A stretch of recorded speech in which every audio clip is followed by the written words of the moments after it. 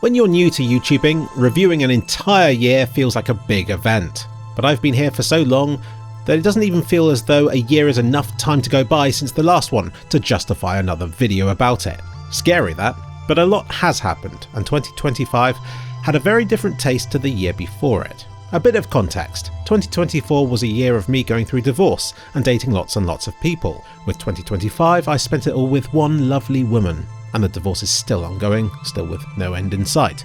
And it's been a colourful year for YouTubing too. I've done a bunch of new stuff to see what sticks. None of it has, but I'd have regretted it if I hadn't attempted it. Stuff like shorts, things like Instagram and TikTok. Now, I've said before how I've had a rough relationship with YouTube Shorts. In the early years, they were pushed super heavily by the algorithm, yet did very little to help my own channel, bar temporarily inflate my view count. With hindsight, I wish I had just uploaded those YouTube Shorts to TikTok, Instagram and Facebook, putting my videos out there on 4 different platforms, giving them 4 potential places to be viewed, all for the cost of making just one short video. My audience on those other platforms still isn't massive, but it's a start. And I understand those platforms better now. Advertisers consider your following on those platforms before giving you a promotion for YouTube, so it's more like I need a presence there, else I won't be considered for all sorts of opportunities. And like I said, it's helped me to find a purpose for short videos. For TikTok, for instance, it's to upload my stuff there before everybody else does, because up till now they've just been stealing my views on that platform. I don't see that as a problem, more as a sign that I'm missing out on a potential opportunity by not releasing it myself first. My content clearly does have an audience on TikTok, and if I don't upload my stuff to the platform, then someone in China will do it instead. So at least by uploading my content there first, I stand a chance of getting credit for the content that I make. Instagram, on the other hand, has a very different feel, and has been the most popular platform I've been uploading my content to. I see it as being like the Klik's Philip of the shorts world, a lot more selective in what's uploaded there. Almost as though I ask, what if people who know me in real life see my content on that platform? And by imagining that, it has helped to shape how I make some of my shorts in the first place, has adjusted the level of knowledge I assume from my audience, and as a result has likely influenced how I make my longer YouTube videos in the first place. These short videos don't come for free. I am talking about several hours of extra work after a video is made, just to condense them down into a few standalone 1-minute segments and to encode and to upload them all to various platforms. I'm sure this has eaten into my productivity quite significantly this year, but I wouldn't entrust anybody else to do this. Me doing everything in my videos is what's preventing me from just becoming another clean corporate entity on social media. Series and long-form content. Last year I spoke about how content on YouTube was becoming longer and more polished, noticing that videos of longer watch time tend to do dramatically better than shorter ones. But it's a big risk to invest so much time into a single video, with just one chance of being viewed. But it was getting to the point where I was wondering if it was more of a risk to not attempt these sorts of things, and to instead just carry on making video after video with limited traction. So in 2025 I tried a few times to make long, epic content, and with mixed results. 3Kliks Philip spent a month making one of the best and longest videos he's ever made, covering Counter-Strike's Aztec-themed maps. So much thought, effort and research. It all went into that one video and it didn't do very well at all, showing the high-risk nature of investing so much time into just one video. I think a way I could justify content like this in the future is to maybe release it in a piecemeal style. For instance, when Counter-Strike 2 got its own version of Office, 3Kliks Philip spent a good week covering various aspects of that map in depth, releasing video after video about those individual aspects before ending with a much longer video summarising all those changes, which in total has gathered him millions of views, all for covering what was essentially a single map release. So it is very sad to see the jungle video fail so dramatically this year, which might have been just unfortunate, but given that it takes like a month to make a video like that, it's a very risky and time-consuming exercise to produce more content like that just to know for sure that it won't be a success. 2Kliks Philip decides to make a series about destruction, as it will neatly tick off a series of video ideas I've been wanting to cover for a while, all giving them a theme and series that people may grow familiar with to the point where they'll just click on it when they see a new one released from that series, which is always what I've wanted. I've long believed that series are a recipe to getting return viewers and loyalty with regard to people clicking on a new video with the promise that it will be similar to older stuff. Think 5 Minutes with Phil or Case Unboxing Millionaire. I was hoping that Destruction would be a series like that but for 2Kliks Philip's channel, but that hasn't really worked either. Every video has had to fight for its views, independently of how the previous videos have done, and even 2Kliks Philip's most successful videos of the year, covering Star Wars DMM physics, didn't guarantee any for the follow-up sequels, which performed among the worst of his videos this year, even though they're still, in my opinion, some of his best content, and are just as long and as well made as the first video in the series, which did somehow get the algorithm's blessing. It's just so hit and miss these days. You can only make out patterns with hindsight, and even past successes don't guarantee future results. Part of the problem is YouTube's new thumbnail and title experimentation feature, where you can submit up to 3 different entries and it will test to see which has been most successful in amassing video watch time. In theory, this is a wonderful feature, and it has again taken up a lot of my time this year to experiment with it. 3kliksphilip released a dedicated video about it, which might have been better suited to this channel, but equally it was very relevant to 3kliksphilip's content, so I thought he should release it. You bet the larger YouTube channels have had people dedicated to trying different titles and thumbnails after a video's release, so giving everyone this sort of comparison feature helps level the playing field, and it's helped teach me what works and what doesn't. Like, without fail, ending a video's title with "is crazy" wins in the comparison every time, which kills any continuity in regards to naming or thumbnail design, making it harder to produce series which have to compete against the almighty clickbait "is crazy" title, which relies on vagueness and ambiguity to garner views, and with a great degree of success. I also get criticism from viewers who view a video of mine, which is then shown to them again under a different title or thumbnail. Sorry, that's not directly my doing, that's something on YouTube's end which I really think they should change. Like with most aspects of YouTubing these days, don't hate the player, hate the game. Subscriber growth, or rather the lack of it. This is when we dive into the anal. Put it simply, any dreams of growth are long gone. I think YouTubing has changed, and it's no longer about gaining subscribers, but rather about fighting for each new video to be swept up by the algorithm for a momentary blip in popularity, and come the next video you're starting from scratch again. I do wish I had more subscribers on my channels, because that does increase the base number of people who view your video in the first place. And now it's no longer growing for most channels I see. Everybody is locked into a certain degree of success that they established years ago when their subscriber base was growing. If 2kliksphilip, for instance, had 2 million subscribers, all his videos would get like double the views straight away. I know how to get views, and it's to be controversial and hateful. It's about piggybacking on big names to further your own success, and about being critical of everything. I just don't want to go down that route. I literally receive hate for not making every 3kliksphilip video a complaint about the game. Like, okay, you might hate the game, or you might feel like there are problems with it that I could raise more awareness to, but for a Counter-Strike channel, it's got to be more than just a hating on Counter-Strike channel. I've long considered hatred to be a short-term sort of success, as people burn out that far sooner than they do to more reasonable, measured and nuanced content, which as a long-standing community figure, 3kliksphilip strives to remain. Being a long-established channel, I am always haunted by what I used to be. Releasing a video used to gain me subscribers, but I'm almost a victim of my productivity these days because every new release I make reminds maybe 100 or so older subscribers that they no longer want to view my new content, and so they unsubscribe. Obviously, I wouldn't be in a better position if I didn't make that content. Those people are going to unsubscribe to me at some point, so me releasing a video now merely reminds them to do it and shakes off those old and no longer invested subscribers. But it again works against my well-being to see every new release of mine rewarded with a new wave of people unsubscribing, which in Counter-Strike's case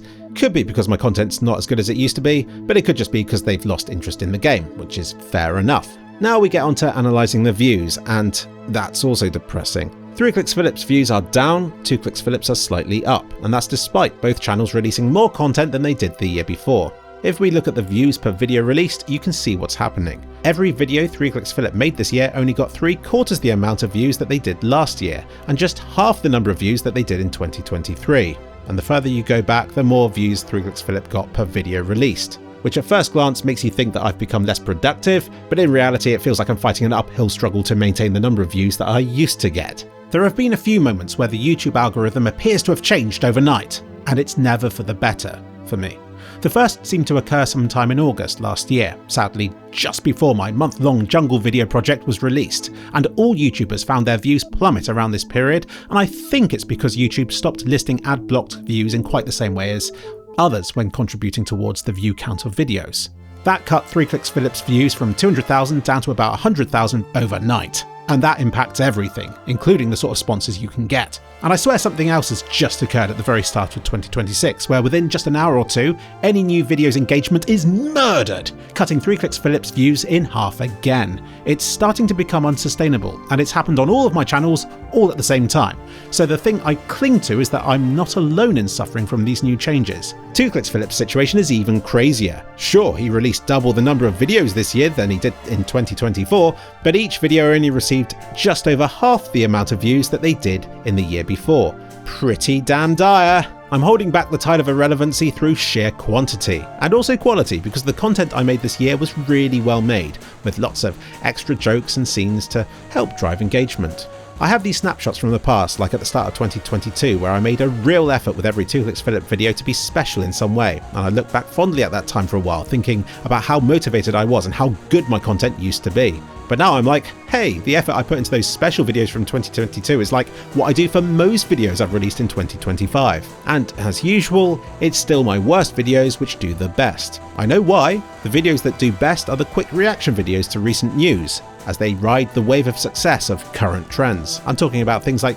analysing a new GTA 6 trailer, my thoughts on the Steam machine, Intel CEO's recent statements, Flom getting banned, and so on. Per hour spent on these videos, they wildly outperform my in-depth analysis videos, which take a very long time to make and only gain a limited number of views. Even if the quick videos I release often come with less polish and fewer fun jokes. Think about that. Most of the time, people's first impressions of me comes from my least entertaining and worst polished videos. The one success this year was 2Kliks Phillips' short videos, which amassed 4 million views in addition to his 10 million long views. But he did also release a lot more short videos this year, so more views are to be expected, and I still don't care about how short videos do on YouTube that much, even if I acknowledge their importance on other forms of social media. The curse of older video success. I'll tell you what I think it is. It isn't so much that the videos I made this year are less popular. When I say I've made fewer views per video released, I am, after all, just getting the views I gathered this year and dividing them by the number of videos that I've made that year. But a large part of this equation is the contribution of views from older content of mine, which is significantly down in 2025. Because even at my peak, and I'm talking like 2016, 2017, I was painfully aware that of the views I got every day, a lot of that was from content I had released from before that particular day, which felt like I was always riding on my past self for success. Whatever I released on any given month was rarely the driving factor for the number of views I got in that particular month. Whereas now in 2025, that is no longer the case. My past self still haunts me by spotting huge accumulated view count on older videos, dwarfing whatever my current content gets. It's why I no longer really look at how many of this year's videos made it into my top 100 videos of all time, since they can't stand a chance against older videos made in a more popular era which have had many years to accumulate a lot more views. For the record, just one video made this year made it to the top 100 of all time on any of my channels, and it was the DMM video on 2Kliks Phillips, which landed the 100th most viewed spot of all time on 2Kliks Phillips' channel, so still just barely scraping the top list. So my older content now does the worst of both worlds. It makes my current stuff look unpopular in comparison, but is no longer gaining me any views, which sucks. But it does mean that whatever I release in a specific month is very much representative of how many views I get in that month. Every day I am only as good as what I release in that day. There is no longer any momentum, whereas 5 years ago I could release a video a week and my view count would only slowly drop down every day following that release.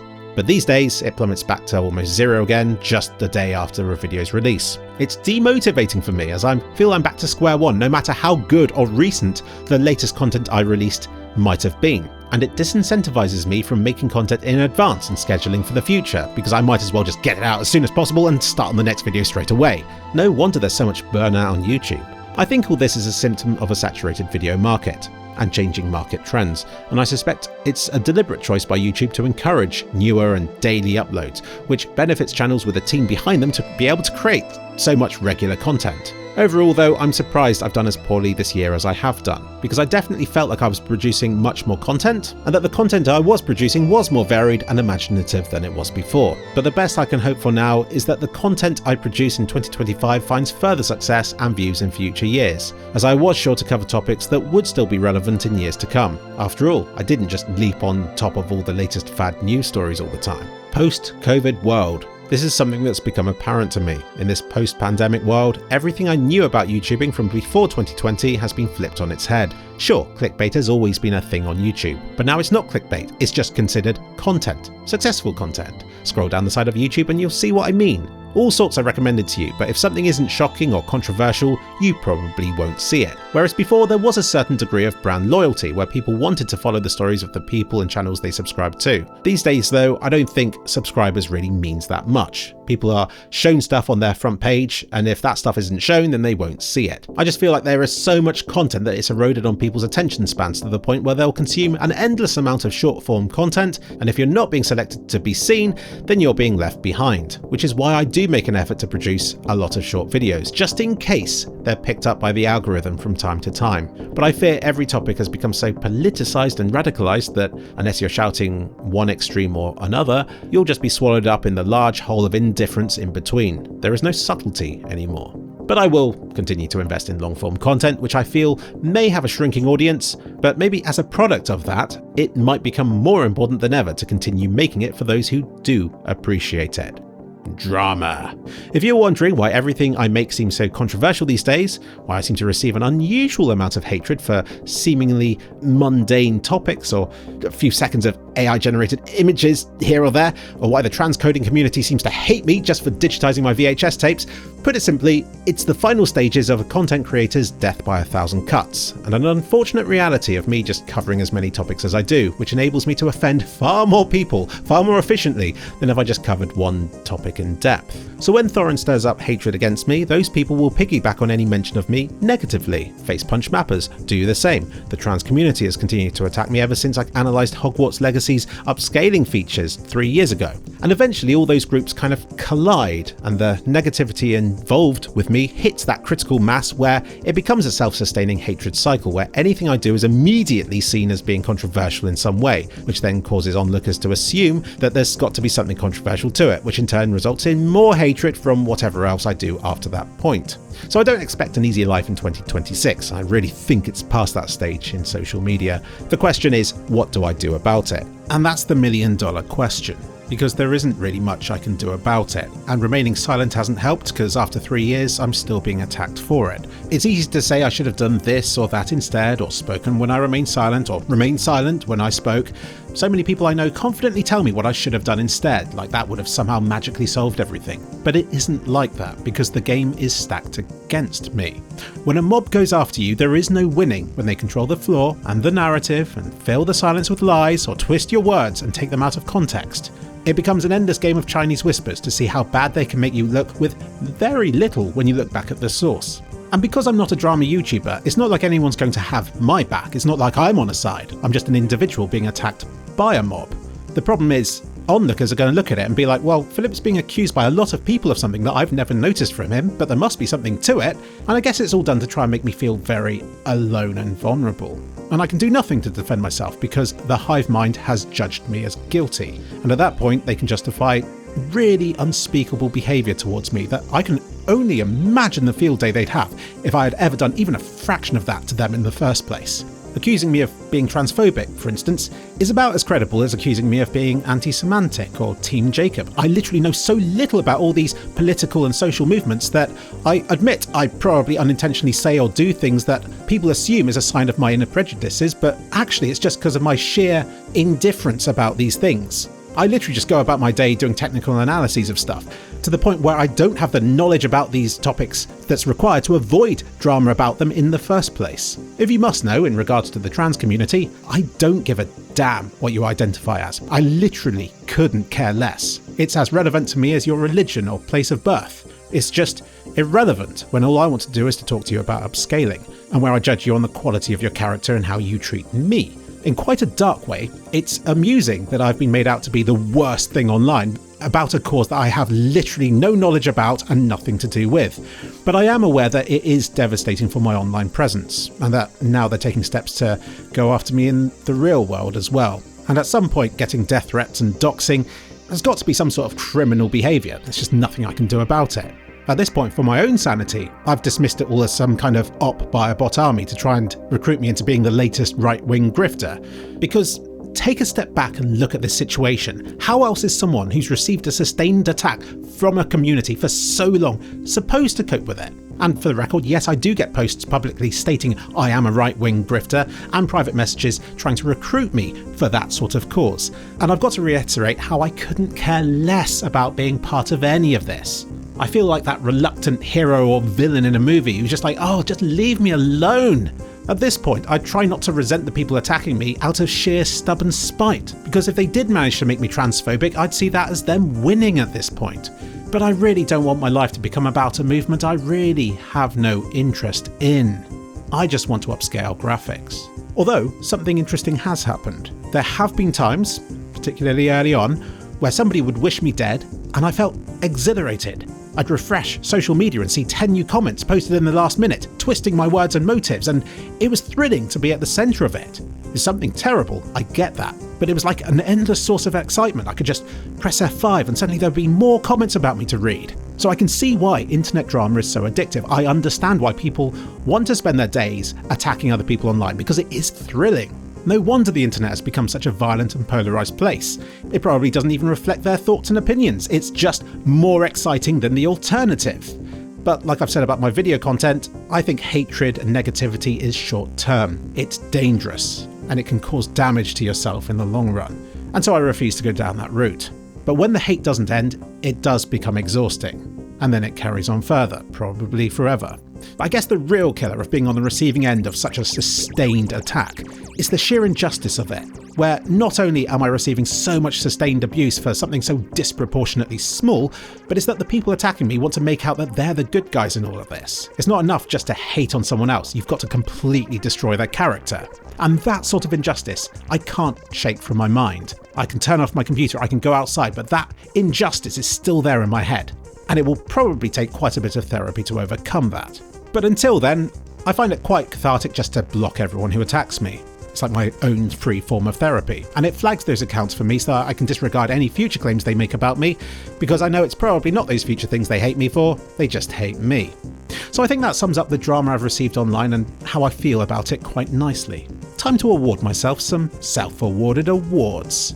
Best Thumbnail Award goes to this video, investigating my upgrade from my first gen Ryzen to the 5700X 3D. Sure, the picture is clickbait to the extreme, yet still, I guess, relevant to the topic. And I love self-deprecating humour. The best video of the year goes to 3Kliks Phillips Jungle Analysis. Come on, it took me a month. I suggest you check it out, it is a good video. But I also love the third part of my DMM analysis because the content's fascinating and the execution top notch. Best filler video goes to my 5 minutes with Phil's Illuminati video, which was me making the sort of content I come up with an idea for, then never normally get around to doing anything with because other things tend to take priority. But in this instance, I took some time to actually make the video. So it's the video that almost never was. And you people love 5 minutes with Phil. The worst video of the year goes to one of the Pixel 10 Pro videos I made. I really felt like there was a missed opportunity on YouTube for some proper in-depth camera analysis because no one else does a good job of it. So I dedicated a considerable amount of time and money to testing the brand new Pixel 10 Pro's zoom lens and stuff like that. Alas, I quickly discovered there wasn't much interest in it, but I had already committed to the series, but none of the videos I made popped off, so I wasted way too much of my year covering something that's probably very significant value to like 5 people, my mum being one of them. It might be one of those videos that becomes popular later on, but probably not. And a better video now exists comparing multiple flagship cameras, and even that's not doing that well. And the final award, Best Video with Hindsight, goes to my older video covering Hogwarts in the game to how it was in the movies. It was a fascinating topic for me to cover at the time, and it has continued to gain a lot of views and extremely positive comments ever since. But the video proves that older content can still support my channel. It has gained as many new views in 2025 as my most popular video released this year on 2Kliks Phillips. And it shows that there is still a market on YouTube for popular topics that don't just involve pouncing on the latest fad, release or trend. Which nicely gets me onto my plan for 2026. So I did the analysis of my channels for this video right at the start of 2026, and it's taken me a few days to get around to finishing this script and video. And in that time, I've been sad. I've been sad because I've seen 2025 not be the comeback that I kind of hoped it would be, since I've been able to dedicate a lot more time not dating and instead just making videos for my channels. So I've been walking about thinking quite seriously for the first time that I can see the end of my YouTubing career coming. And I keep thinking, what if I had done this with my time instead, or covered that topic instead when it was popular, or so on. as though there may have been a way to have done more with the time and opportunities that I've had whilst being in the spotlight. What if the best years are behind me, and so on. But right now I feel positive, because as painful as it is to have these realizations and to have my expectations adjusted downwards, it fills me with motivation and the drive to make the most of what time I have left on this platform. It is still a sustainable job. It still provides me with the creative opportunities I've always wanted. Now I need to actually get on and prove that I'm still worth watching. I want to take more time before starting on a video to actually think of video ideas that will stand the test of time and that are worth making, and not just because I'm like, oh, I can make a video about that, let's do it. So I want to focus on series and to establish topics that will have viewers returning to my channels again and again for. You love 5 Minutes with Phil on this channel, you loved the Case Unboxing Millionaire series on 3 Clicks Philip, and you could still love the Destruction series on 2 Clicks Philip, if marketed properly, and if it can establish a theme that I can build upon in future videos, although that does do away with my thumbnail and title testing. So I want more of my videos to be parts of greater series. I want more variety in what I cover, and I want to use my YouTubing platform to springboard other creative ventures I want to explore. So that's my plan, to value each video and, more importantly, the time it takes to make each and every video. Because I often set off on videos which are boring and time consuming to make and predictable to watch, and I know from the get-go that they won't be overly popular, but I still feel the need to make and to finish them because at some point I promised myself I would, and because it is guaranteed at least a few views, even if it's not lots of views. But I'm like, why not take more risks, embark on more unusual and experimental and fun stuff, which is far more enjoyable for me to make and more often than not more enjoyable for people to watch. I want to be able to make mistakes, to blunder and to create bad stuff occasionally, if that provides the possibility of also creating hidden gems and other unexpected successes. Creating content on YouTube is hit and miss, it just involves a spark of some sort.